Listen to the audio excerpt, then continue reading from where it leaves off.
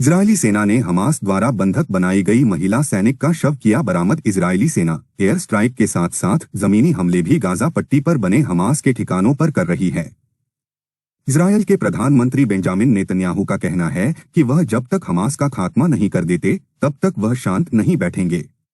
Israel की सेना ने शुक्रवार को बताया कि उसने हमास के लड़ाकों द्वारा बंधक बनाई गई एक महिला सैनिक के अवशेष बरामद कर लिए हैं, जिसकी मौत की घोषणा सेना ने पिछले सप्ताह ही कर दी थी।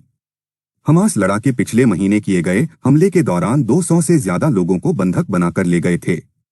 इजरायली सेना बंधकों को छुड़ाने के लिए हर संभव प्रयास कर रही है। यह भी पढ़े, इजरायली सेना ने हमास द्वारा बंधक बनाई गई महिला सैनिक का शव किया बरामद। इजरायल की सेना ने पिछले सप्ताह कहा था कि मार्सियानों की मौत हो चुकी है। यरूशलम, इजरायल की सेना ने शुक्रवार को बताया कि उसने हमास के लड़ाकों द्वारा बंधक बनाई गई एक महिला सैनिक के अवशेष बरामद कर लिए हैं, जिसकी मौत की घोषणा सेना ने पिछले सप्ताह ही कर दी थी। हमास लड़ाके पिछले महीने किए गए हमले के दौरान 200 से ज्यादा लोगों को बंधक बनाकर ले गए थे। इजरायली सेना बंधकों को छुड़ाने के लिए हर संभव प्रयास कर रही है।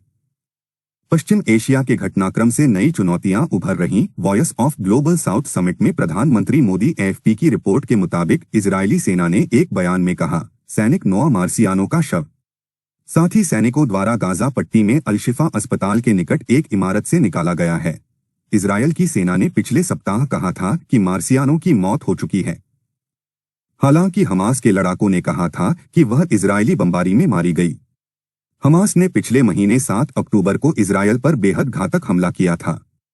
इस दौरान इजरायल पर 5000 से ज्यादा रॉकेट दागे गए थे और हमास के लड़ाके इजरायली सीमा में घुस आए थे।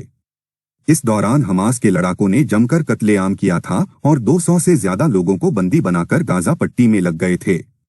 इस दौरान इजरायल में 1200 के आसपास लोग मारे गए थे। इसके बाद इजरायल की जवाबी कार्रवाई में अब तक 12,000 से ज्यादा लोग मारे गए जा चुके हैं।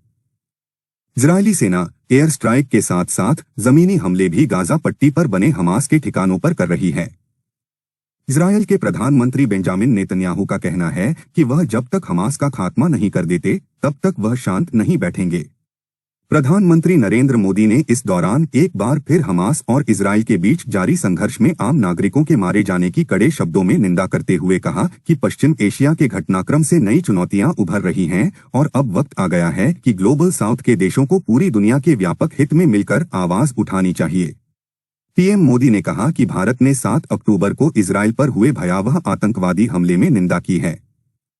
संयम के साथ ही हमने बातचीत और कूटनीति पर जोर दिया है। हम हमास और इजरायल के बीच जारी संघर्ष में आम नागरिकों के मारे जाने की कड़े शब्दों में निंदा करते हैं।